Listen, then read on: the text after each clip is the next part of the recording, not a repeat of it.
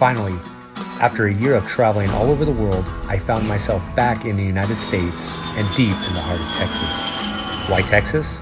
Because the first beer I tried back on American soil was a beer called Blood and Honey. Maybe the name provoked me into choosing the pint, and I'm so glad I did. This beer is nothing like I tasted before.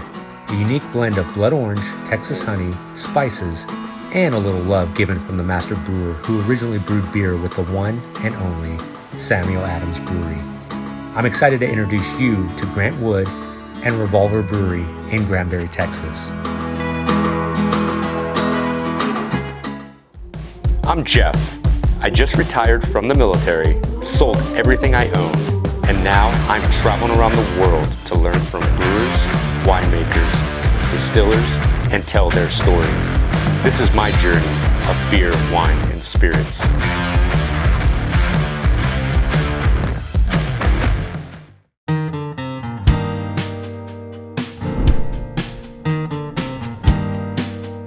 I'm from Texas, my wife's from Florida, my children were just about out of high school, and so I saw a thing come up one day on my emails looking for a brewer for Granbury, Texas. So I emailed a guy named Rhett Keisler and asked him, what are you trying to do? What's your goal here in Texas? And he wanted to build a small brewery out in the country, serve the DFW area, and make great beers. The craft beer thing was really in its infancy, and this is 2011 here in DFW. But I saw the opportunity. I met with him and we talked about beers we thought would work in Texas. I wanted to make beers that were interesting but drinkable, right? There's two seasons here in Texas. It's hot and hotter. And so, I wanted to make beers that were interesting, yes. Beers that you could drink, yes, and finish, You could have a whole pint and not feel like you deserved a medal to get to the bottom of the class.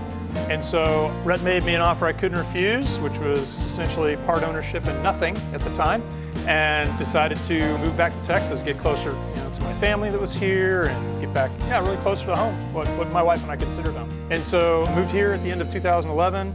We broke ground here on this site in February of 2012. Put up the middle building, this one back over here in the center, put the brewing equipment in and started brewing August 1, 2012.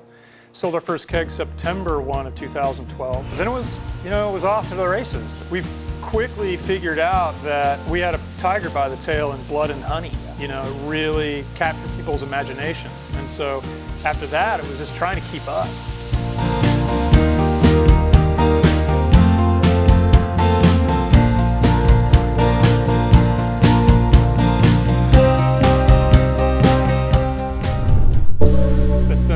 Over 30-year journey here to Revolver and to Granbury for me.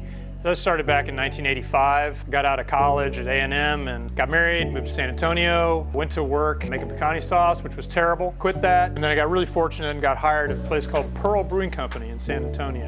Up until then, a lot of guys who get into the business, they start as home brewers, right? And they get interested in brewing and they carry it.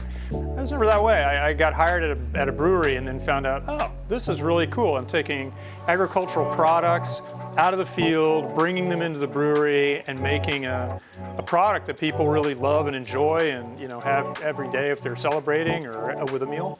So worked for Pearl for about 4 years. They were kind enough to send me to brewing school in 1987. I paid them back a couple years later by leaving. Moved over to Lone Star Brewing Company, worked for them on the other side of San Antonio for about 6 years. And then I saw an opportunity when Lone Star was kind of falling on some tough times. Samuel Adams was hiring up in Boston. And so had a great interview. They offered me a job and I moved to Boston in 1995 and went to work for Sam. Great company, great people. Frankly, I learned more about brewing in my first 2 years at Samuel Adams than I did in my first 10. Was there for about 16 years and had probably gotten about as far as I could with them. Still great company, but I think I'd peaked. And so I was looking for the next step in my career.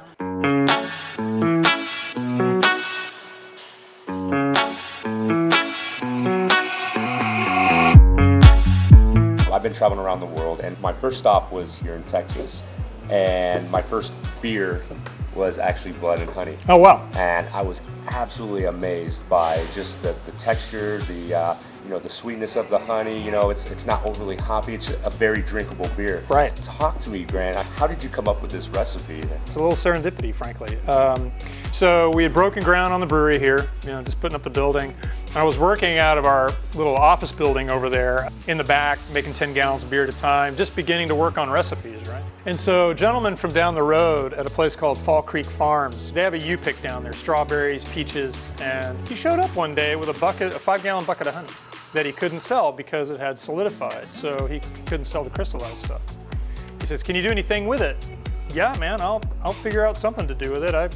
You know, just free honey, that's great." It was just gorgeous, frankly. It was really, really beautiful honey. This beautiful red color, again, with all the peach and strawberry nectar that was in there. Just beautiful. And I don't know exactly where, but when I was looking at the honey, it reminded me of a dessert that I had made one time. I like to cook. When I lived in Boston, I had a group of friends. We'd have this kind of dinner party every couple of months, and one year I had to make dessert. And so I made a blood orange sorbet that was that color. It was this sort of very deep red color. There was something about the fruitiness, maybe something about the color that reminded me of that. Grant, it was an honor and a privilege to meet you, and thank you for taking your time to show us around Revolver and get a little bit about your story. Now, my tradition, everybody knows my tradition. This actually is from my friend, Trinity Brewery, you know pretty well, Chimay. Yeah. This is from their cellar. Safeguarded it with my life, but I wanted to bring it to you as a token of my appreciation. So Thank you very much. no problem. I'm going to treasure this one. Yeah. Maybe not sharing.